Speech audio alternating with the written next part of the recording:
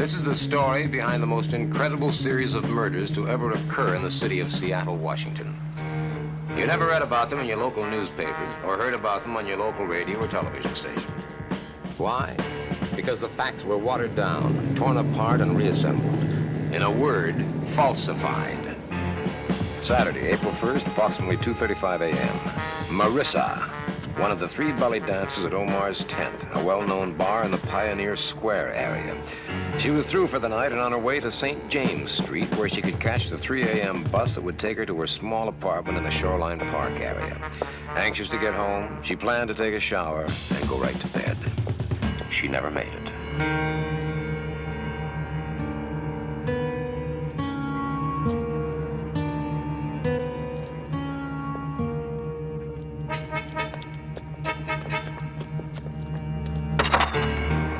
Someone there?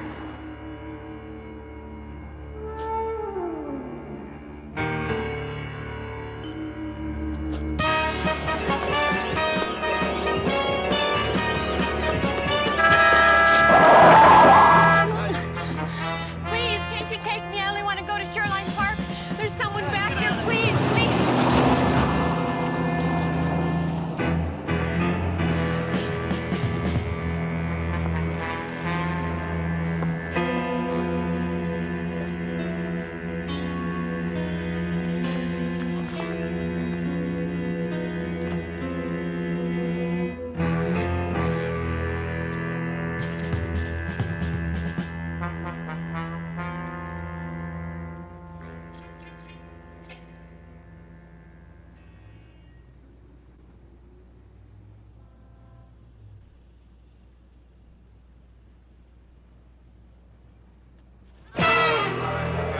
A few nights later, in the bar room of the Seattle Press Club, one Tony Vincenzo by name, city editor by profession, bilious grouch by disposition, renewed acquaintance with a dear old comrade of the Fourth Estate.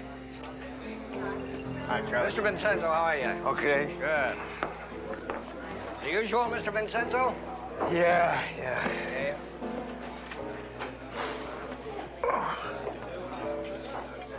Where you been living, in a cave? There's a world outside, a world of facts. Stumble on, take a peek at them. Get your brains out of hibernation. Oh, no. Come on, you can't expect me to believe this. This doesn't make any sense at all. What's the difference if it makes sense or not? If it's true, you're supposed to be a newsman, aren't you? Not a critic. Well, I am. Take a look at this, then. Just take this one. Take a look around that corner. See if there isn't someone there that looks like he just came from a road company performance on the front page. And don't lecture me about the responsibility of the press, you cabbage head. I knew more about the press the day I was born than you do now. Oh, yeah. I mean, can you read English, or do I have to tell you what it says? See, right there. V-A-M-P-I-R-E, vampire. That's what it says right there. Can you read the official coroner's report? Look at that, blood drained from a victim's...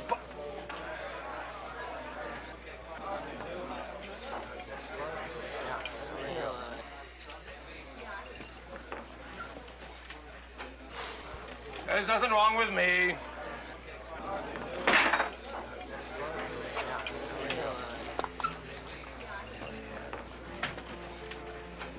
Vincenzo! Hello, Carl. What are you doing here in Seattle? What did I do in Las Vegas? Well, you fired me. That's what you did in Las Vegas. No. I didn't fire you. Well, in that case, then, you can hire me. Right, Vincenzo? Get this straight, Mr. Kolchak. No carnival or hoopla tactics on this paper. This isn't Funtown, USA. This is Seattle. We have standards here. We mind our P's and Q's. We hew precisely to the mark. Yes, sir, Mr. Crossbinder. You can count on me minding your P's and Q's. Yes, sir. So that's what happened to Cotton Mather, huh? Don't underestimate him. Maybe old, but his fangs are potent. So, what's my first assignment?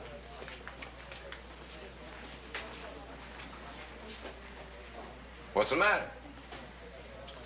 Okay. Murder 1, 3 days ago. A belly dancer named Marissa. She was strangled in an alley. Tuesday, April 4th. First stop police headquarters to introduce myself and see if any later information had come in about the Ethel Parker killing. There was nothing new. No useful leads given by the victim's friends, acquaintances, or family. Standard medical examiner's report. So far, the murder was a one-way street to nowhere. I'd like to take... Make an appointment with my secretary. You're going to have to make one. Captain, I'd like to make a little question. Hey, Captain, wait a minute. What's the matter? I want to talk to the captain. Second stop, Omar's tent. No leads.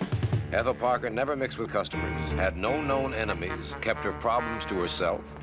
Unmarried, all her relatives in Massachusetts, she'd left the mainstream of life without making a ripple. Third stop, the apartment of Charisma Beauty, given name Gladys Weems, one of the two other belly dancers at Omar's tent. Charisma Beauty? Who are you? Who's there, Wilma? Miss Beauty? Yes, I am. Excuse me? I beg your pardon? My name is Kolchak, and I'm with the Daily Chronicle. I'd like to ask you a few questions, if you don't mind. Would you like a chocolate? No, thank you very much.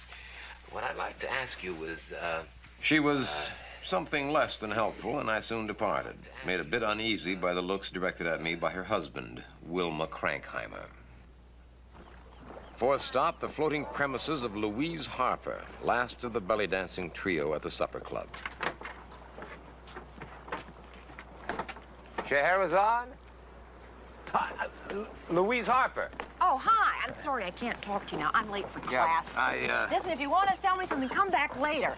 I must tell you, though, I really don't have any money for extras, so you're just wasting your time. Yeah, but Listen, I'd like to talk to you. I am so late for class. Professor Graham will kill me. My grades are not too good as it is. How I'm ever going to graduate, I will never know. There simply is not enough time to do all the things that I've got to do. May I introduce myself? My name is Kolchak of the Daily Chronicle. When could I ask you some questions about Ethel Parker? You'll have to come by the club. That's just about the only time I have to talk to you. I am so late, I know he's going to flunk me.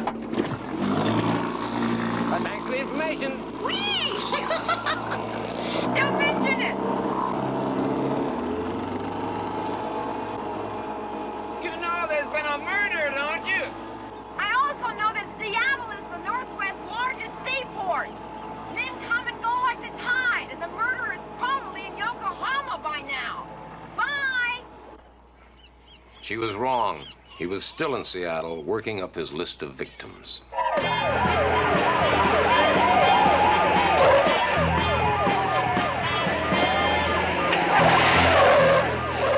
Cocktail waitress, Gail Manning. Disposed of sometime after 2 a.m. on the morning of Thursday, April 6th, a block and a half from the first murder. Captain, what do you intend to do about it? Who are you anyway? My name is Kolchak, sir, with the Daily Chronicle. I'd like to ask you a couple of questions on this. My back. Just when you get in your car, wait a minute. Listen, Captain, I got a lot of problems I got to take care of. Strangulation, neat and quick. No new elements was all they told us, until the medical examiner's report the next afternoon. In attendance, Captain Roscoe Schubert of the Seattle Police and his staff. Holding forth, Dr. Christopher Webb of the County Medical Examiner's Office. Checking underneath the victim's hairline, we located what appears to be a needle puncture near the base of the skull, from which a small amount of blood was removed. Was there any puncture or loss of blood in Ethel Parker? We haven't had a chance to check on the puncture yet, but there was apparently a slight decrease in normal blood content. How slight? Well, that's hard to say. Maybe 6 or 7 cc's. Why wasn't it reported?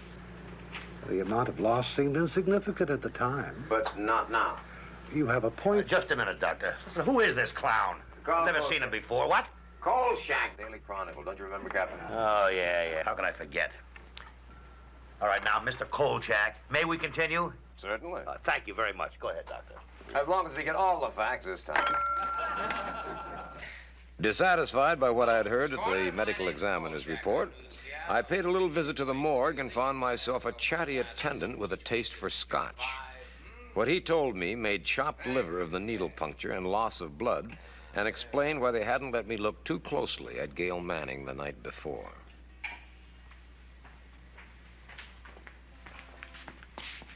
Well, no, thank you. No, thank you very much. You go right on ahead, though. And look, right off the top, you know we can't link these two killings unless we know whether Ethel Parker has a needle puncture, too. She has. But that's not all. You know something the medical examiner doesn't? Mm-hmm. What? First, you owe me $10 for a bottle of scotch. What? Yep.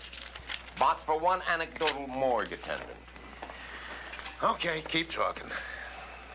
Hurry up.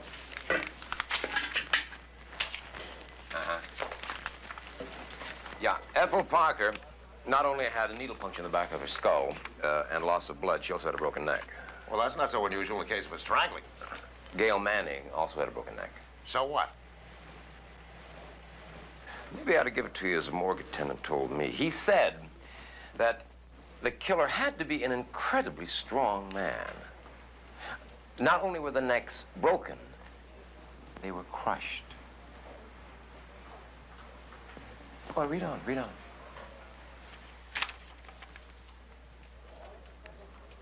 Oh, no, wait a minute. That's what the man said. On the throats of both victims, there was a residue of rotted flesh, as if they had been strangled by a dead man.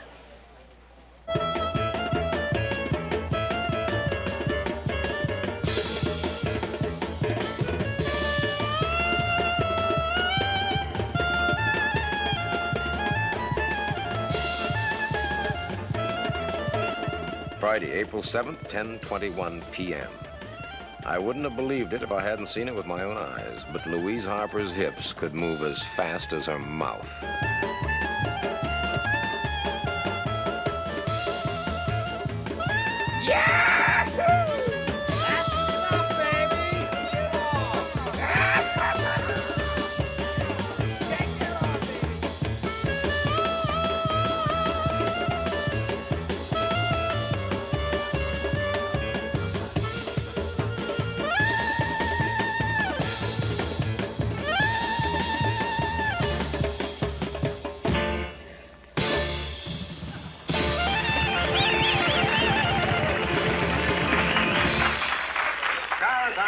Gentlemen, Princess of the East.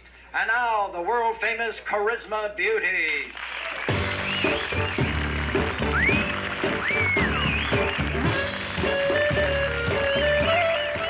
Knock 'em dead, Charisma. Why should I do that? I like them.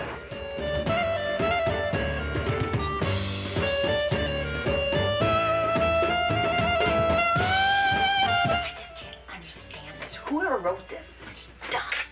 Never to graduate with this course. Princess of the East? No. Dimwit of the West. Listen, I just can't talk to you right now. I've got to know algebra. Well, I'm great at figures. Bet you are. Go away. You know, if I could find a way not to eat, I sure could save a lot of time. Yeah, well, let's pick up talking where we left off. I mean, about the guys, thank you, Charlie, yeah, about the guys who come to see you dance, the regulars, you know. You find any strange ones in there, any odd ones, any weirdos? Uh-huh. They're all weird. I mean, they sit there and stare at you with these big glassy eyes. Any of them could be the Strangler for all I know. What was that? Oh, that's the Underground Tour. What? The Underground Tour. It goes down underneath Seattle. Oh, you're kidding. Yes, there's ruins underneath the streets here, what they call Old Seattle. Isn't that right, Wilma? Oh, I don't know. Here. Oh, thank you. I just love these sandwiches. I was talking about the underground, wasn't I? Yeah, you were, honey. There was this big fire back in 18-something or other, and for some strange reason I don't know about, they built it all back up, twice as big as it was before. Isn't that right, Wilma? Come on, Gladys. It's almost showtime. Although research was never one of my favorite pastimes, I'd called in the services of one Titus Berry, guardian of the secrets of Seattle, buried in the morgue of the Daily Chronicle. Here we go. Thanks. Most welcome. I envy you. You do? Research. That's where the joy lies. Joy. And the fascination. Let the others scurry about gathering their contemporary bits of gossip. This is where the meat is found. Meat?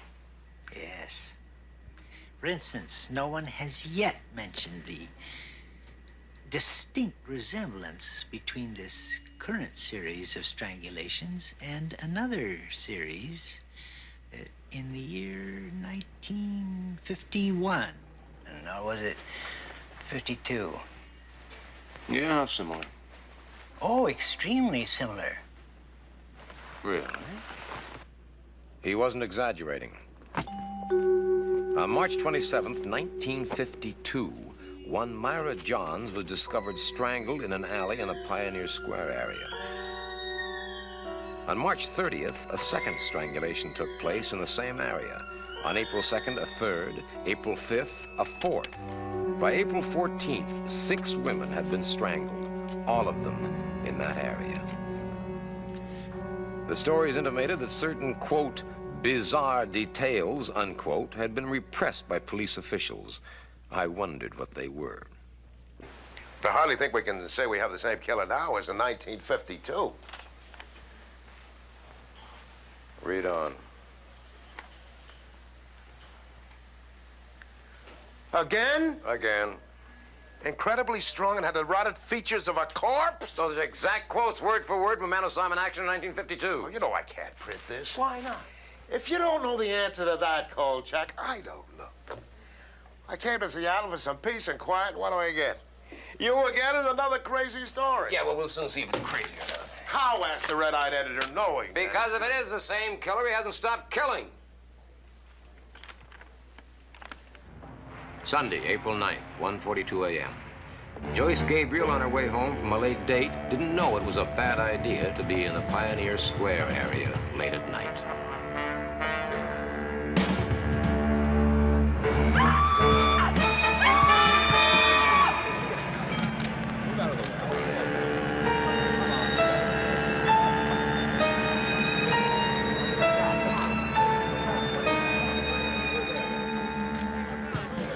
Another one.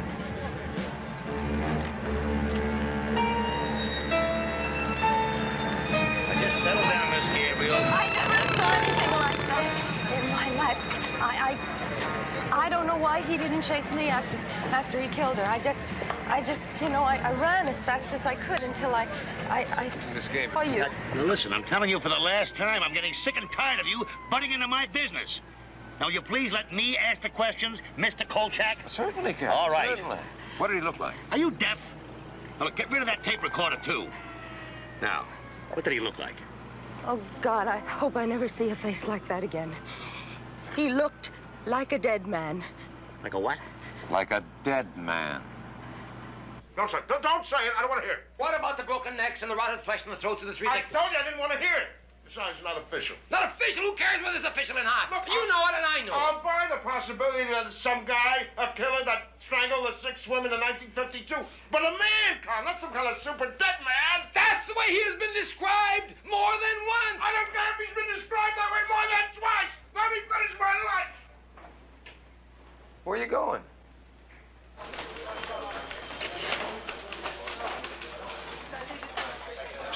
There. Oh! An open invitation to the killer. Listen to this. I intend to walk the streets of the Pioneer Square area every night from now on.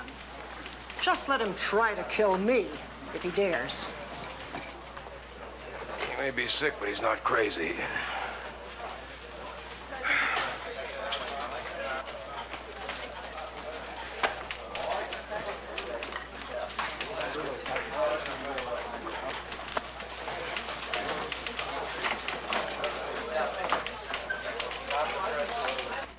I'm giving you this, Mr. Kolchak.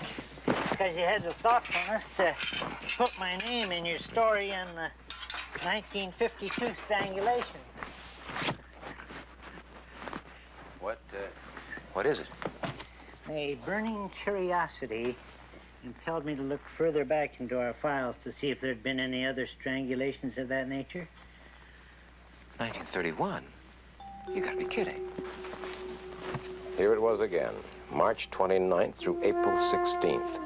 6 strangulations, certain bizarre information repressed by the authorities. Although a reporter named Jimmy Stacks, God bless him, nosed around until he uncovered the unofficial information that some of the victims were missing some blood, and that the killer was supposed to be some kind of Superman. Women. You notice that? Always women. Fascinating? Yeah, that's the word, Mr. B.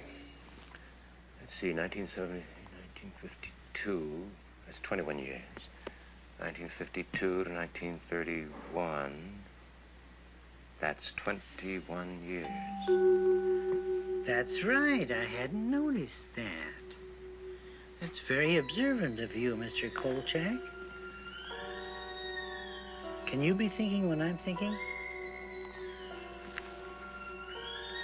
Let's have a look.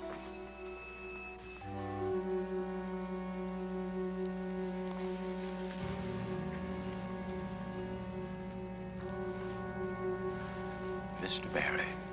Mr. Kolchak. Shall we try for 1889?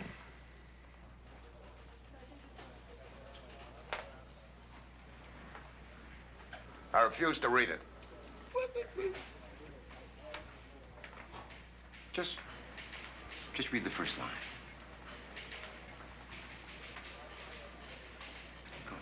Come on. Just the first line. Come on, do yourself a treat. Come on. 5 identical sets of murders every 21 years since 1889? Identical? Identical. Oh, come on, Kolchak. Almost identical. There may be more than 5, too. The records stop in 1887, when the Chronicle was founded. I'm going down to Olympia tomorrow and check out the don't state rush into that. Wait, read the 1910 eyewitness description. I'll read it to you here. Oh, it's great. The maniac had the strength of 10 men and the face of a corpse. Cheekbones protruding through the flesh. Isn't that great? Hold it. Just hold it. You really and truly expect me to print that story with a corpse that's been running around, strangling people and crushing their necks for the past 84 years?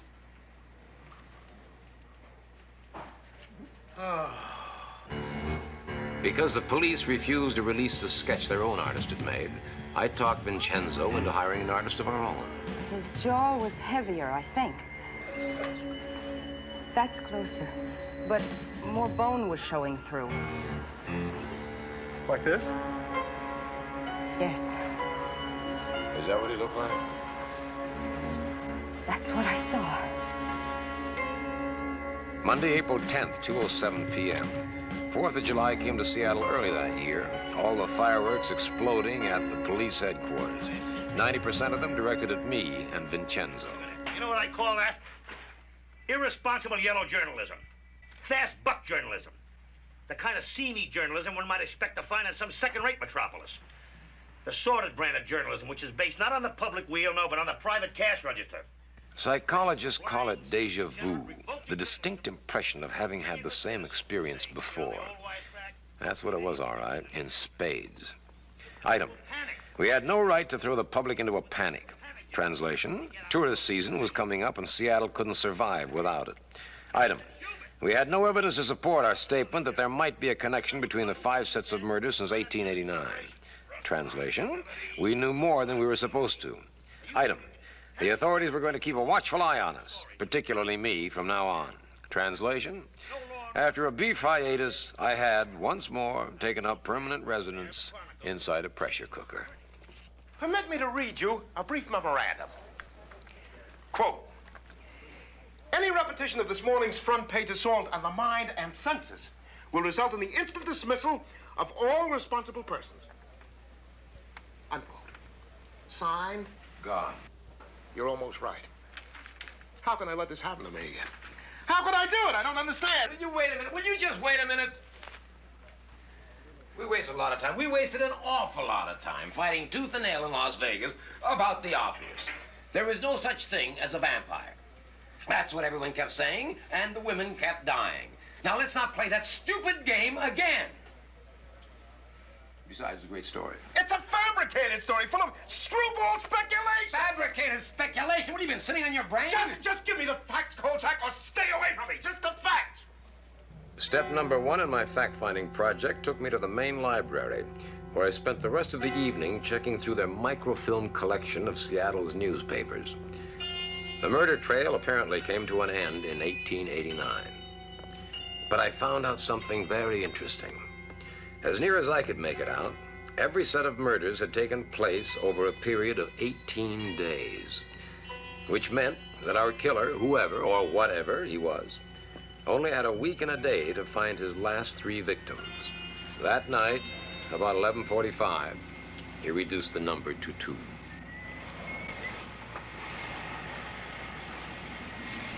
Hold it, mister. Identification, please. Yeah, identification, sure, right here.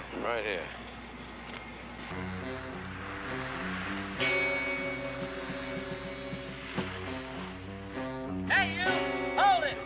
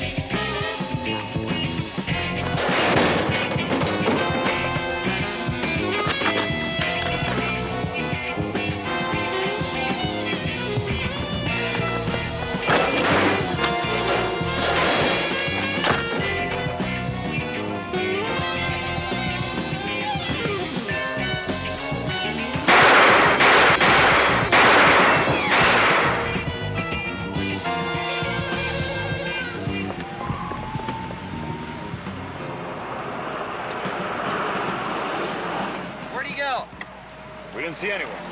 Better get the ambulance for those other guys. I'll take the camera. Hey, give me my camera there! What that? All right, all you people, I want this area thoroughly searched. Let's go, knock on it. Give me my camera! I want you out of this area, promptly. Yeah, that's... Beat it, Kolchak. That's I had you locked up for loitering. Private property. You can't take that. That's against the... Give me that! Come on, give me my...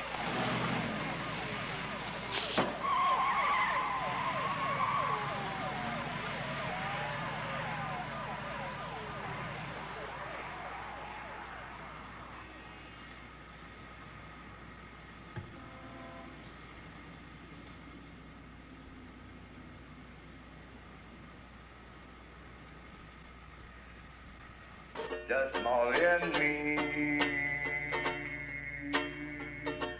and baby makes 3. We're right in my blue heaven. Mr. Joe Roberts, ladies and gentlemen. Put a big hand on, huh?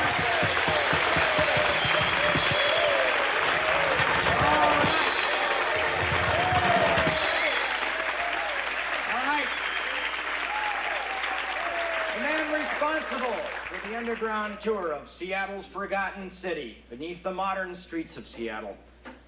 That mouthful was devised by the man I'm about to introduce. Author, journalist, Mr. Bill Spidell. Thank you, young man. Welcome to Seattle's underground tours, folks. Before I go on, I want to tell you about Mother Damnable. After completely striking out of my efforts to get Schubert to return my film of last night's wipeout of the Seattle police, I decided to try another angle. Make room for the underground. I telephoned my belly dancing undergraduate friend and asked her to attend an afternoon tour of the underground with me. As a matter of fact, Confession of a Newsman, Chapter 1. Her being with me had nothing to do with the story. Those kids from Seattle High School spent 5 successive Saturdays, back in the spring of 1965. Cleaning up no less than 10 tons of debris down here so that people like yourselves wouldn't break your necks while walking around. All right, watch your step through here. You gentlemen can help the ladies, huh?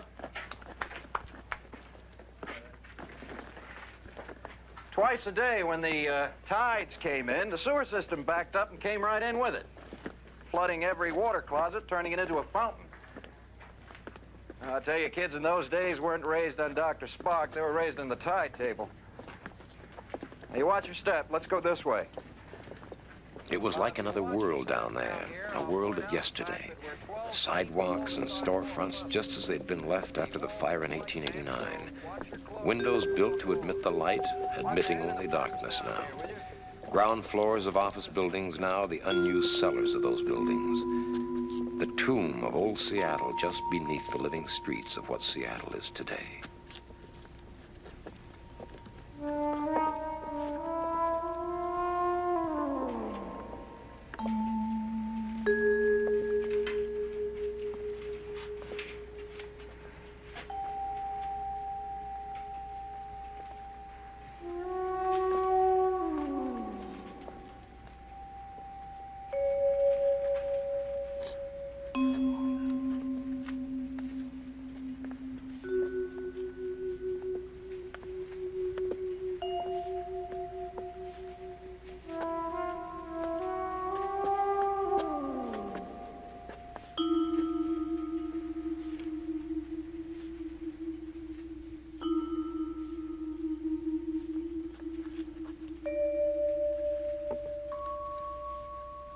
Year.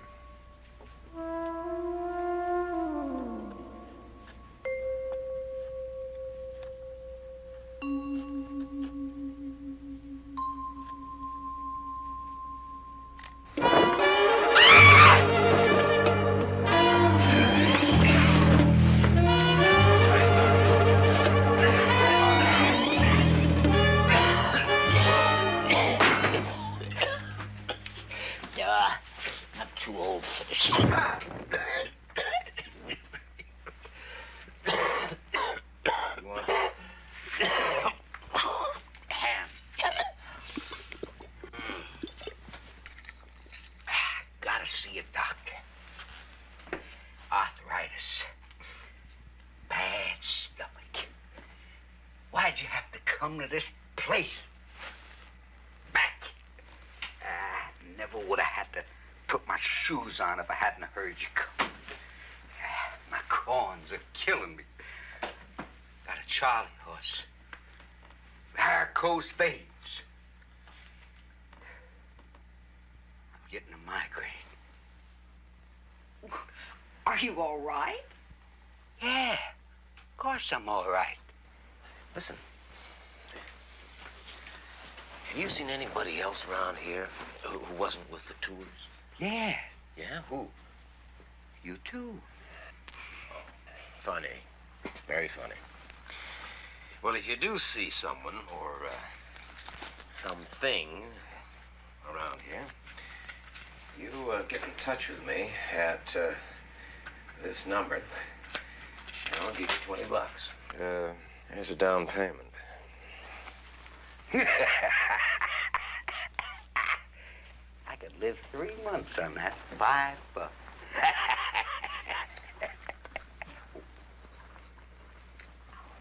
No, thank you.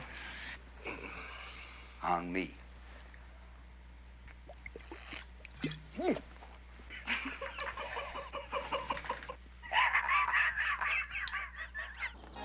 Sure was a lovely afternoon. I still don't think it's a good idea for you to be working nights. You know, I've seen this nut in action. Oh, terrific. You're going to pick up my tuition? It's very funny. Very funny. I just don't get it. What does he go between killings? I mean, we didn't find anything down in the underground. No. I don't understand it. How can he run like a track star, have superhuman strength, and look like a stiff? Now, what does he do with all that blood? I mean, it's like some kind of recurring nightmare. It's all happened to me before. What are you talking about? Well, last year in Las Vegas, when I was working for Tony Vincenzo, I uncovered a series of murders that turned out to have been committed by a vampire. No, a real vampire. A real out-of-the-coffin-at-night go-for-the-jugular type vampire. You don't believe me? No, well, neither did the cops up there. Neither did the FBI. Neither did Tony Vincenzo, until finally they had to. Well, as it turned out, however, they put a cap on my story, prevented me from writing about which I had seen with my own eyes by hanging a murder rap over my head. Murder? Yeah. Yeah, I finally drove a wooden stake into the vampire's heart.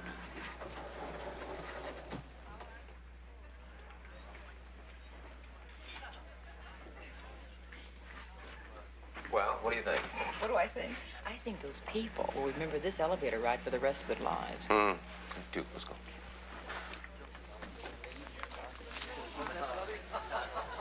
I don't know. I'm beginning to wonder whether maybe it isn't them. Maybe it's me. Listen, I think I know somebody you should see. There's this lady who's a teacher at the university. Well, she teaches anthropology. And she's a buff on just, every crazy subject there is in the world. Yeah? Ghosts, demons, vampires, and ghouls. You know, you just name it. You probably won't be too crazy about her, but she's got to be the one you talk to. Yeah? What's her name? Professor Crabwell. What? How can a man over 100 years old retain his vitality? Is it possible? If it were possible, I'd be sitting here an 80-year-old sex pot. However, staying young was not their purpose. Alchemy was conceived as an exalted notion, man at one with the universe. And will you please sit down? Yes, of course. These men led Spartan lives, living in the most humble of quarters, eating the most humble of foods. The Count St. Germain, for instance, existed on a diet which consisted solely of oatmeal, groats, white meat of chicken, and a little wine. It just seems to me that a diet like that would make a man old before his time. On the contrary, he remained young for a number of years, in addition to which he was said to have possessed almost superhuman strength. Tell me, what other ingredients are in this elixir of life? Milk or meat, celandine or honey, red wine vinegar, hair, sweat, blood. What kind of blood? What do you mean, what kind of blood? Human blood, of course. What are you smiling at? Hi there. Got a moment? What are you doing here? Just wanted to talk with you a minute. What about?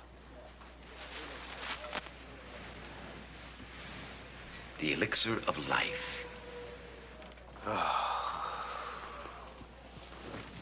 Go to journalism school, my father said. It's a good, sound, down-to-earth profession.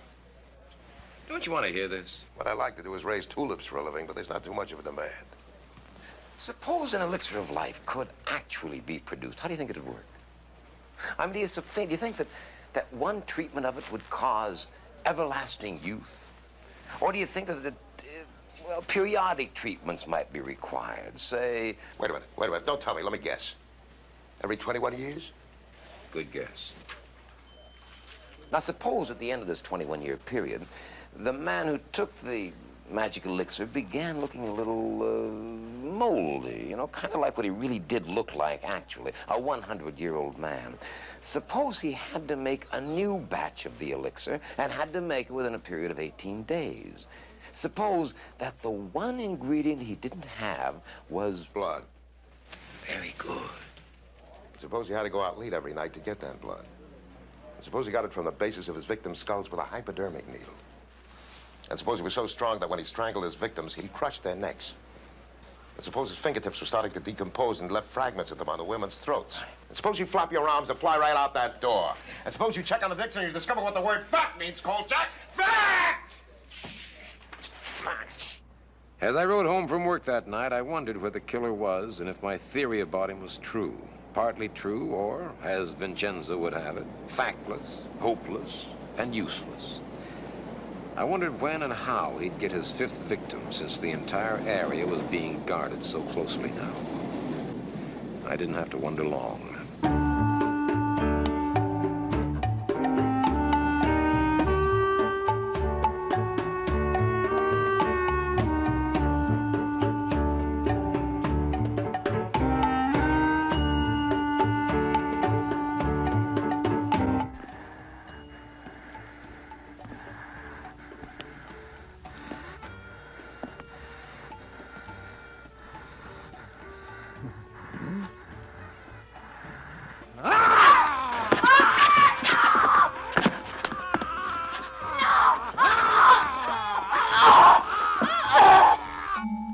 Thursday, April 13th, 1:25 a.m. The dressing room in Omar's tent. Charisma Beauty was plain old Gladys Weems again. Dead, strangled with a broken neck, blood syringed from the base of her skull. Wilma Crankheimer was still in shock. So was Louise Harper. She'd found the body after her performance. And I wasn't doing so well myself. Captain, I've got to talk to you about something. Hey, wait a minute, come on! This is very important, Captain! I'm sorry, Captain Schubert is very busy. Yeah, well, I gotta see him. I said you cannot go in there. I'm going in there, sweetheart. What's going on here? I told him you were busy, sir. I've been trying to see you since 1:30 this morning, and I'm not going to leave until I do. It's all right, Sheila. I'm sorry, sir. It's all right, Sheila. You got to put police women on the waterfront streets at night. Do I, Mr. Yeah, Kolchak? you do. You got 5 days in which to catch the killer. Otherwise, he's going to disappear. Oh, is he, Mr. Kolchak? Yeah, he is. He is. Every 21 years since 1889, he has killed 6 women in 18 days precisely. Precisely, Mr. Kolchak? Precisely. Precisely. Well, no doubt we lack your eagle-eyed perception, but somehow we fail to see the exact, precise pattern you keep babbling about. Now, in 1889, there was no evidence that the murders were committed over an 18-day period, or for that matter, that they were even related. You check? Yes, we do a little research, too, sometimes. Now, to continue. In 1910, there was blood loss reported in only 3 of the victims. Yeah, what about the description of the... description of the murder was made by a mental defective in his cups and... What about the 1952 descriptions? Were those made by a mental defective in his cups? He was a bank president! In 1952, there were 8 murders committed during an 18-day period. And what does that do to your theory? 2 of them by stabbing, which invalidates... And after the 6th strangulation, an eyewitness described the murderer as being, quote, rather handsome, unquote. Oh, you mean you missed that? Well, well, the witness obviously made a mistake. I mean, he had to. Did he, huh? Yeah. Tell me something, then. If it's the same killer, why no signs of rotted flesh on the throat of last night's victim? And one last question. Why am I wasting my time on you? Facts obviously mean nothing to you at all. There is one last fact, Captain. By next Tuesday, that killer's going to disappear for 21 years. And the way your police have got the Pioneer Square area bottled up, he isn't even going to show his face. Which face is that, huh? The rotted one of your so-called super killer your newspaper saw fit to print? So-called? I saw that so-called super killer wipe up the streets with your so-called police force. I had pictures to prove it that you wouldn't let me print.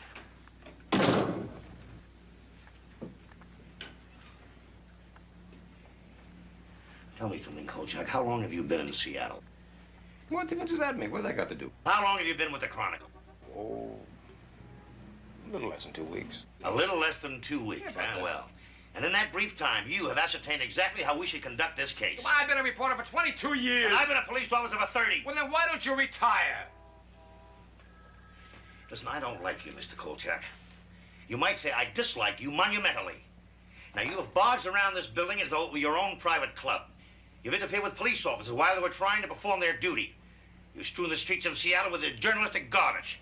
You've stepped on toes, muscled in, pushed, usurped, and generally conducted yourself with all the aplomb of a one-man Gestapo. Gestapo? Yes, Gestapo. Now, listen.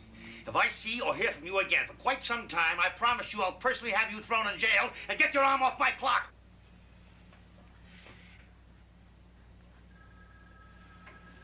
I'm telling you, you've only got 5 days left. And I'm telling you to get out and stay out. Cease, mister. Cease, desist, and vanish, or else. At least search the underground. The killer's down there. That's where he isn't. The underground was searched. Nothing at all was found.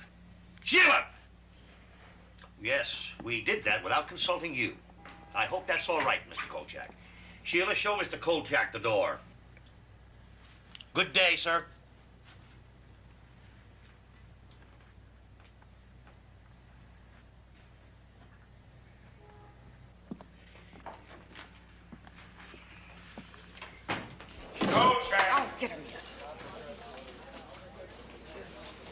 Coming, Mother.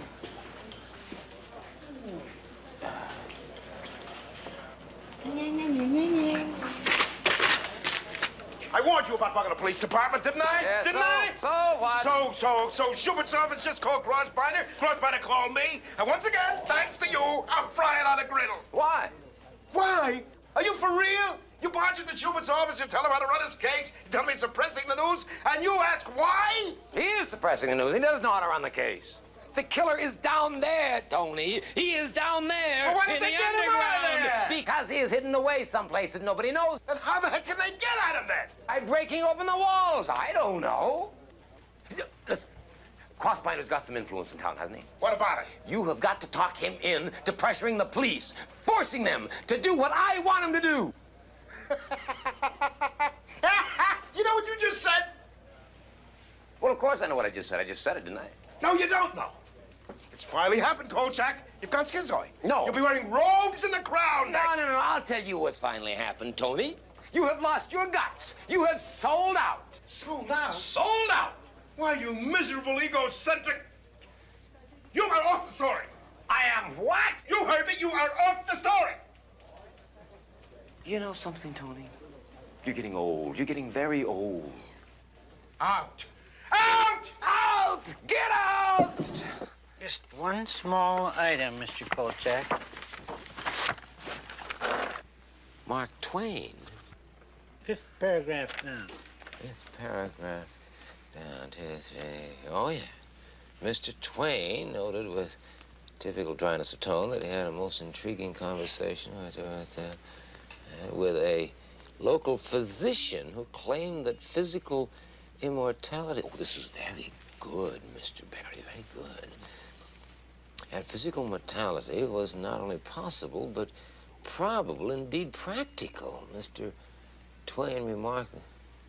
Yes, the physician's name is Dr. Richard Malcolm. You wouldn't have anything on this Richard Malcolm, would you? Just one small item.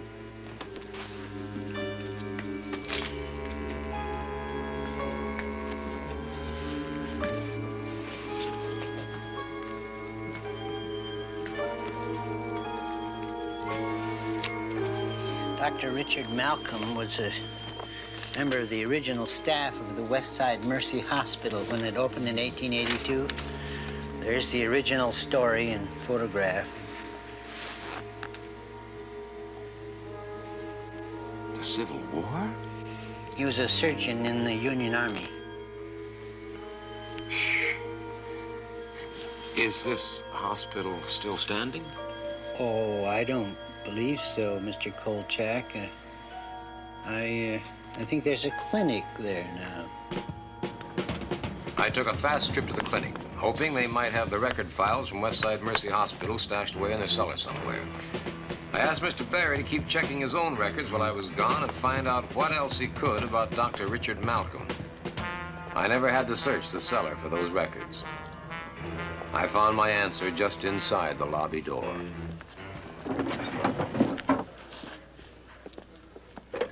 Sir, if you don't get down from there this instant, I'll call the police. Did you hear me, sir? All right, then. All right, then. Call the police. Tell them we have a vandal here. Tell them to get here right away. Now, you get down from there this instant, sir. Malcolm Richards, M.D., the doctor's saint of the waterfront, founder of the Richards Free Clinic. Also known as Richard Malcolm, M.D., late of the Union Army. Our killer from time. This is dreadful, Mr. Kolchak. On the contrary, Mr. Barry. There he is, officer. Tony. It is to be regretted, Mr. Kolchak, that leg irons and mouth blocks were outlawed some years back. Now, will you wait a minute, please? Will you take these things off? I warned you, Kolchak. Congratulations, Kolchak. You have plumbed a new depth. The desecration of a saint. For heaven's sake, I did not invent the resemblance between Dr. Malcolm Richards and Dr. Richard Malcolm. I did not invent the fact that West Side Mercy Hospital, which Dr. Richard Malcolm was a staff member, is on the same spot as the Malcolm Richards Clinic. Why not an expose on Dr. Schweitzer, Mr. Kolchak? or the lowdown on Mahatma Gandhi. As for this eternal youth garbage, I hate it. Yeah, well, I can see why. What did you say? Now, hold on. We're not here for any personal vituperation. You know that word? What? Vituperation. That's what I said. I pronounce it right. Now, listen, Kolchak. You've been arrested. You're about 1/100th of an inch of being thrown in jail. Well, there he is. Now, who's this? Mr. Barry, come in, come in, come in. Yes, I've been waiting for you. Come on. Yes, yes. Did you get it? Yes, I thought perhaps... Well, you thought all right, Mr. Barry. Who is this man? Don't you know him? He works for you. Down in research, sir, for 35 years. Good God. Yeah, and research, of course, being the meat of it. Yes, here we are. Mr. Richard Malcolm lived in New York City until 1868 when he moved to Seattle. Very good, Mr. Barry, very good.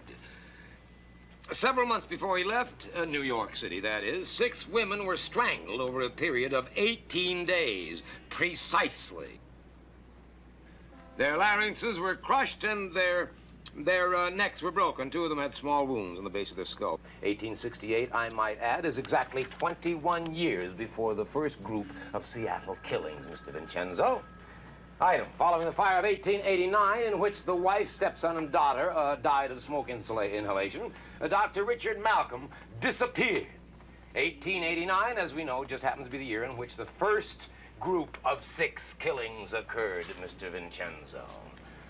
Yes, in 1910, Dr. Malcolm Richards appeared in the by now defunct West Side Mercy Hospital, of which, as noted, Dr. Richard Malcolm was formerly a member of the staff, and built his clinic over the original site. 1910, by coincidence, just happens to be the year in which the second group of 6 killings occurred, Mr. Vincenzo. Kolchak.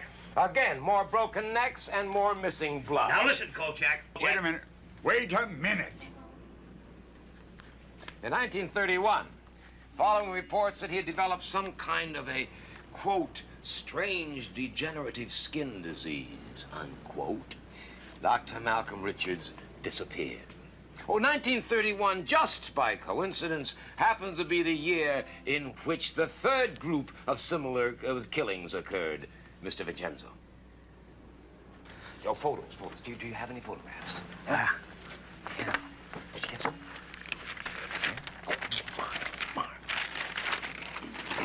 You'll excuse the clumsiness of the hands, but my wrists are slightly encumbered by your bracelets.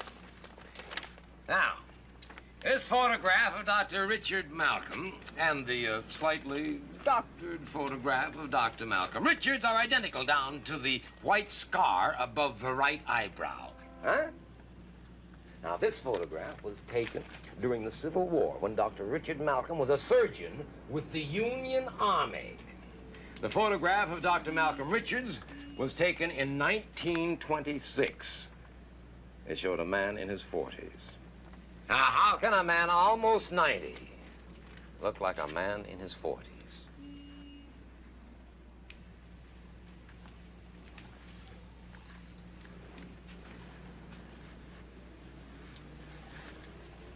Facts, gentlemen.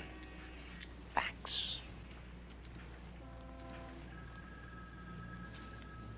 Well? Yes.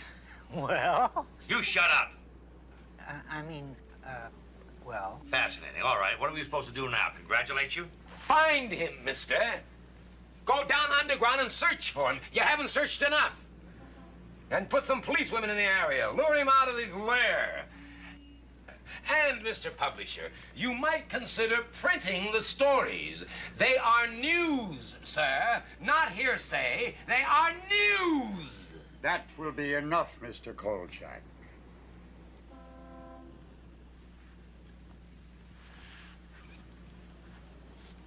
Perhaps, Mr. Kolchak, it would be a good idea if you stepped outside for a moment. Delighted, sir, delighted. If I could get my jewelry removed. All right. Judd, get him out of here. Take the handcuffs off him. Thank you. I just await your decision, gentlemen.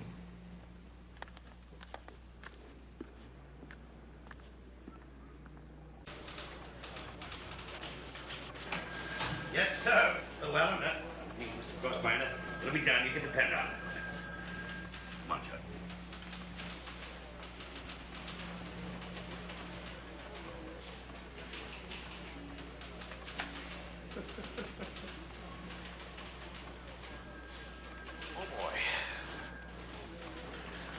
Okay, Carl. I don't know how I did it, but I got you off the hook. You did? You're a genius, Tony. You're a genius. Now, what about the story? There is no story. What? That's it, Carl. There is no story. From now on, they're going to handle the whole thing their own way. They're going to hand... Oh, kill him! Kolchak! Didn't they hear me? Didn't they hear what I said? Don't they know what's going to happen? I mean, if they don't lure him out, if they don't get Malcolm out of there, he's going to get his 6 kills somewhere else, and he's going to disappear for 21 years. Didn't they hear me? Don't they know what's going to happen? They don't intend to panic an entire city just for your sake, Kolchak. Period. Now, your next assignment. You know, your next assignment, courtesy of Mr. Llewellyn Crossbinder. Your next assignment, bright and early tomorrow morning, you're covering the Daffodil Festival in Puyallup. And you're lucky to get that.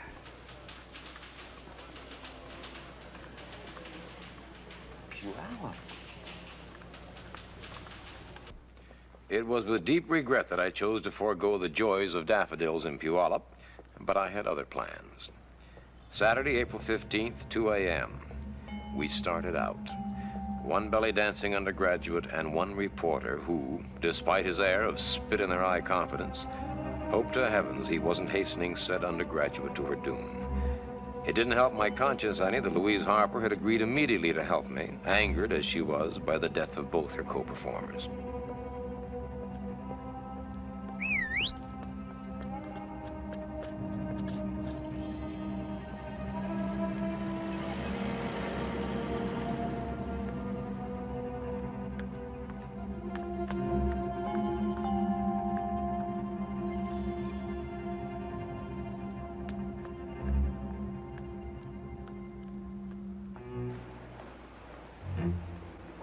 Please stop looking around like you're suspicious of something. Just walk natural. Go on, I'll be right behind you. I'll be right behind you. Just act casual.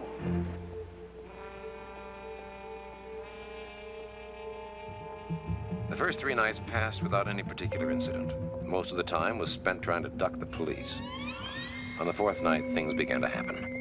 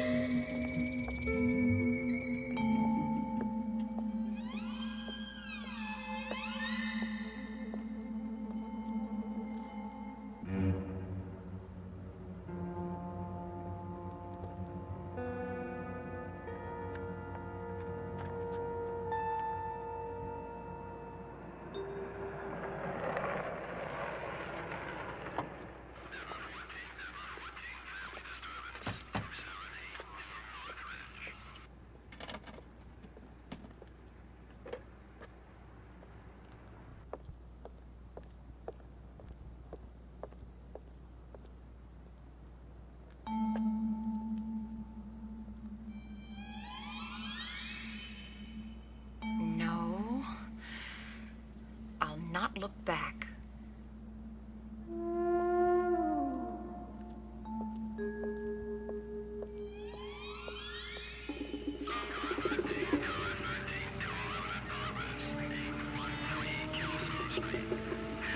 All right.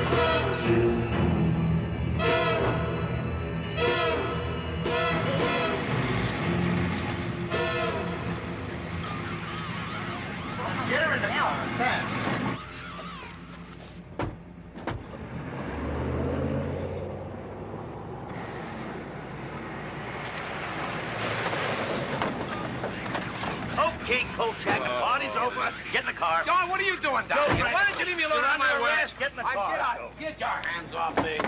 Get your... Don't push. Shut up. Don't...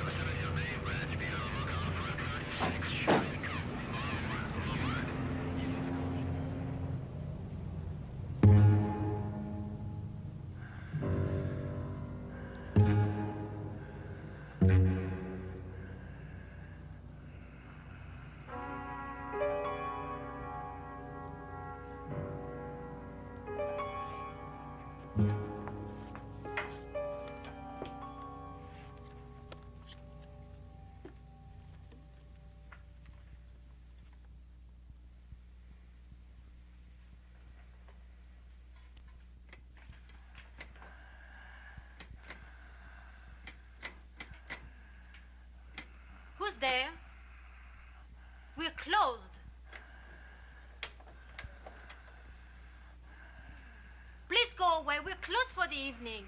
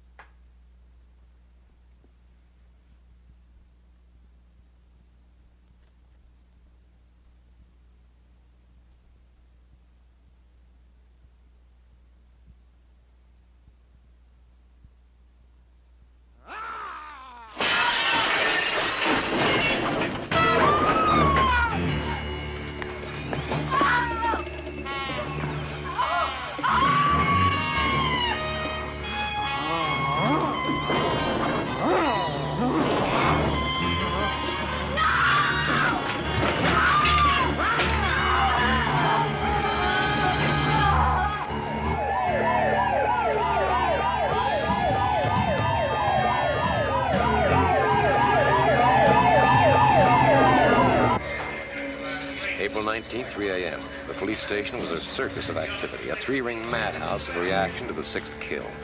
Even Captain Schubert seemed to know they'd had it now.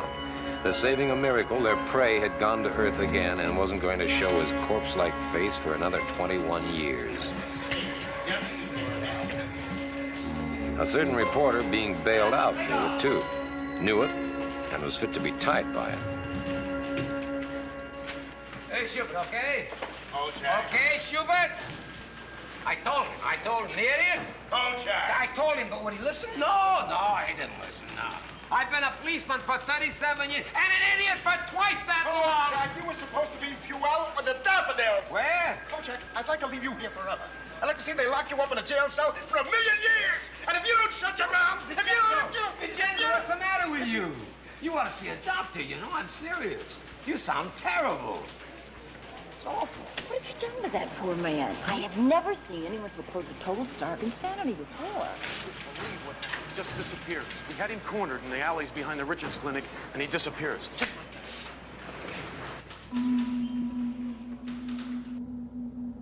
Vincenzo was so upset it took me an hour to get rid of him, and then only because I promised to go straight home to bed. Maybe no one else knew what was going on, but I was sure that I did. Our man had to have a way in and out of some secret part of the underground, and the basement of his old clinic had to be it. The shadows.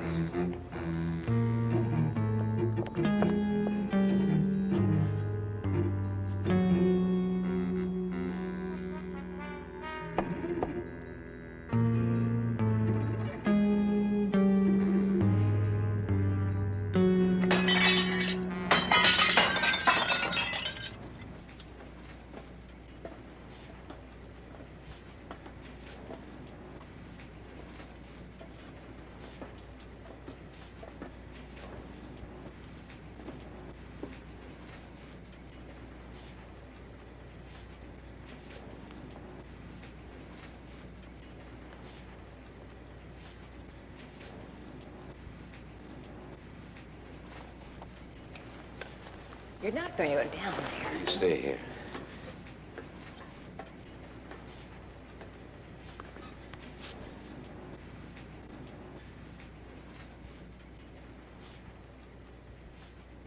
What is it? Looks like a big air shaft down here. Where does it go? All over. I'm gonna check it out.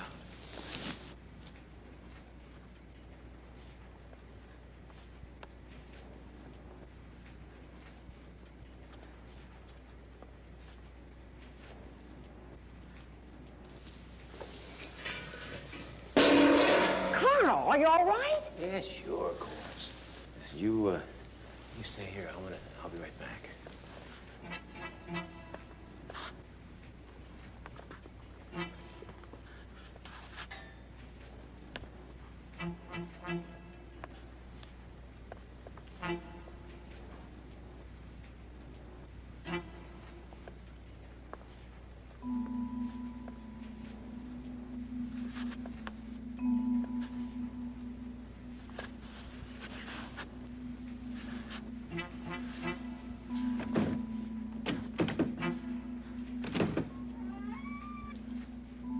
Just when I thought I'd finally struck out, I found it.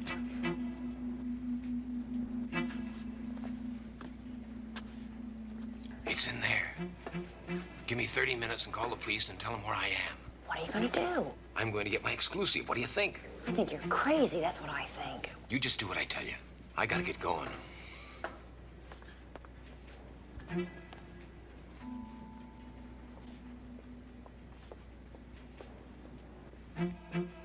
Here it was, the hidden city beneath Seattle's underground. I was descending to the world of yesterday, the world of the 19th century, of bustle pads and high crown hats and Queen Victoria.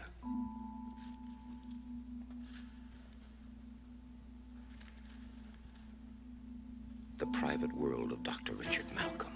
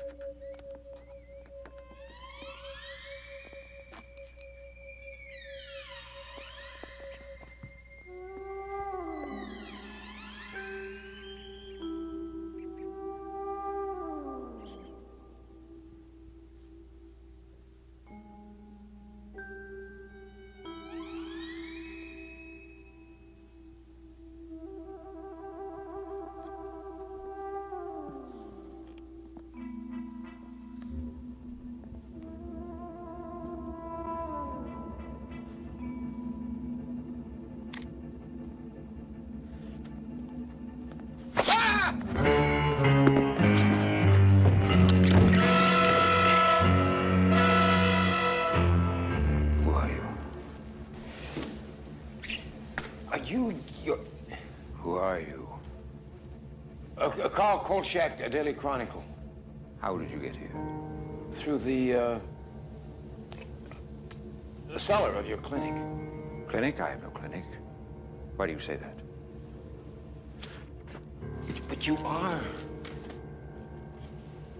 are Dr. Richard Malcolm.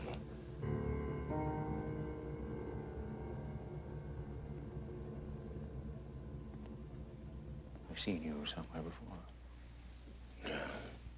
Oh, well, you almost killed me the other day in the alley. What are you doing here? What am I doing here? Well, I thought I'd drop in and find out about you, you know, so I could tell my readers. Your what? My readers? His readers. Did you hear that? Nobody is ever going to hear from you again. Well, I think I'll go now. You profane my world, sir. I will not permit you to live here, to stay here, to exist here. I'm just a dumb reporter doing his job.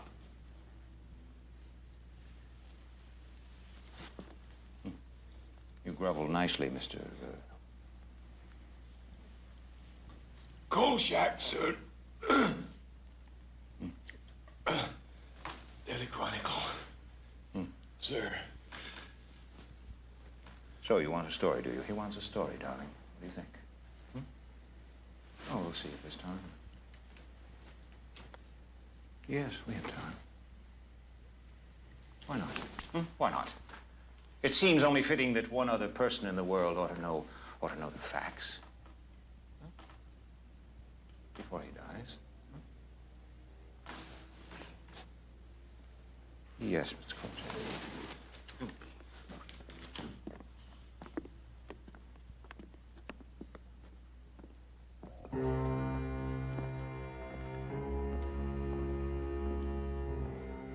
I'll not bore you with the details of how I evolved my formula.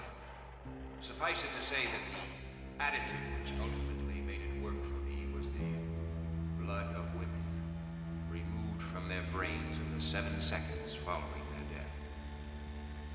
I found that 6 were required to supply the quantity of blood that was needed for the 18-day period in which the elixir was prepared and consumed. In 1868, I first took the elixir. Then, believing that my immortality was assured, I decided to perfect and refine the formula in the hopes of bestowing its benefits on mankind. No longer circumscribed by time and death, what wonders on this earth could men not then achieve? Yes. And then, in 1889, my world collapsed. Yes, 1889. Your family died and you began to age. Are you going to listen? Are you going to listen? Or are you going to interrupt? No. Listen. Yes. I discovered that the effects of the elixir were not permanent. I began to age. I had to kill again. Restore myself. That's why you look the way you do now, isn't it? Yes. Stage by stage, in 18 days. That's the way the elixir works. Yes. And then I shall have 21 more years to make its effects permanent. 21 more years? That's all you're ever going to have, isn't it? That's not true. I'll find the answer eventually. Eventually? How many more women are going to have to die? What's a few lives compared to immortality, Mr. Kolchak? This is the 6th and final dosage. I shall take it shortly, and the revitalization shall be complete. If I don't take this final dosage now, the process will reverse itself. But I will take it.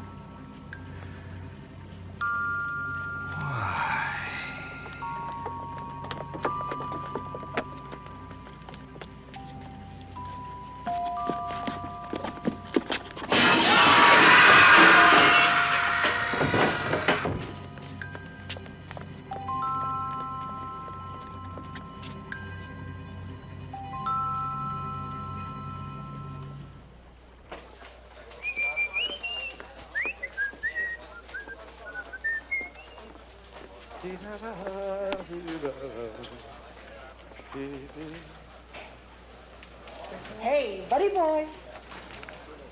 Yeah. Hey.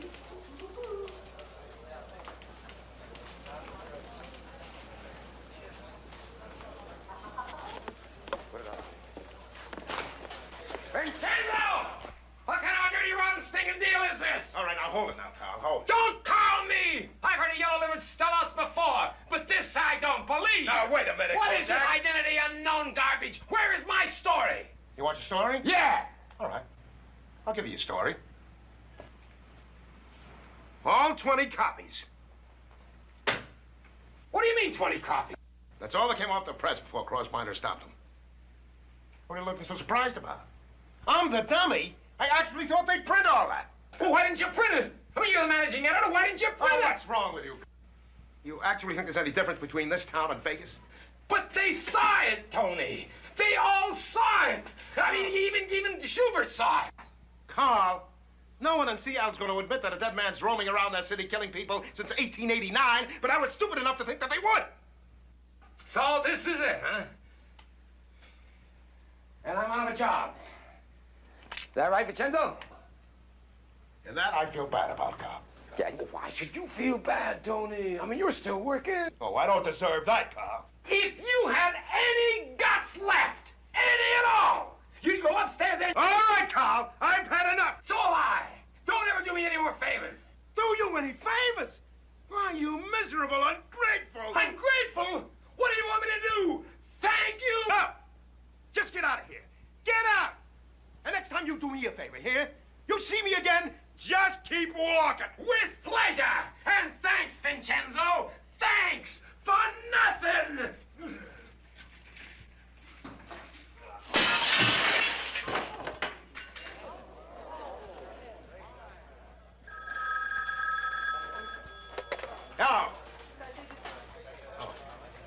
Yes, sir.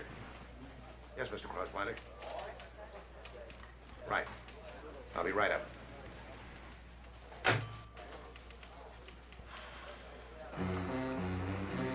So there it is, another tale of defeat snatched from the jaws of triumph. Another case of virtue unrewarded, of dishonesty being the best policy, injustice Will rampant. you shut up and put that stupid recorder away? Let me get some sleep. Get that story published. Don't tell me when I'm going to get published. Nobody's going to kill this story. It's already been killed, Kolchak. Bury it. Not this one, no, sir. I'd like to see somebody shut me up on this one. Can anybody shut you up? Mr. Vincenzo, you are a passenger in this car. This is my automobile. You remember what you said? I never want to see you again. I never want to talk to you again, remember? Yeah, I remember. That was before I was 5. Yeah, that's right. Well, don't worry about it, Tony. You're going to love it in New York. New York? New York. Yeah, that's where we're going. And you're lucky to be going with me. I suppose I should consider myself lucky, too. That's right. Oh, Kolchak, do you know that I have heard just about all I want to take from you or even hear ever again? You think you've got problems? There I was, one semester shy of getting my degree in psychology, and what happens? You show up outside my houseboat one day, mouth, all mouth, Kolchak. Compared to you, I am tongue-tied. And before I know what's going on, there I am being yelled at by that captain of police. Yada, yada, yada. Peace! Can I have some peace, please? Some peace!